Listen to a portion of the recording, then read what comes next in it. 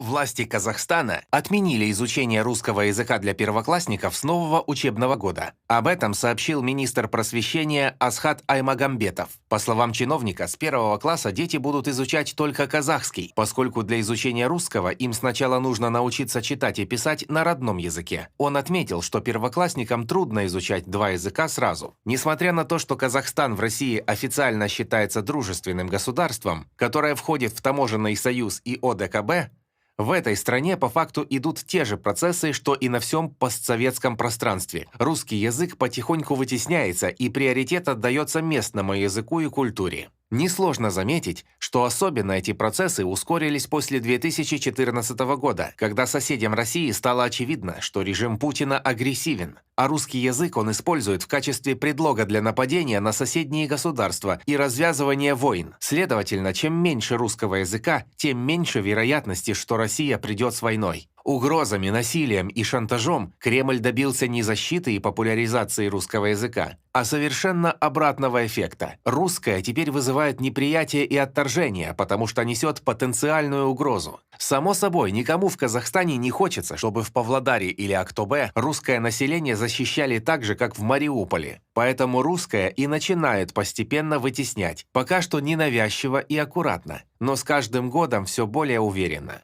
Если раньше казахстанские власти и боялись совершать такие движения, то теперь, убедившись в том, что российская армия слаба и отстала, они действуют все более уверенно и решительно. Путин увяз в Украине, и, понимая это, никто уже не считается с ним. Даже дружественные страны дистанцируются от Москвы. И поблагодарить за этот геополитический провал тупое российское руководство может только себя.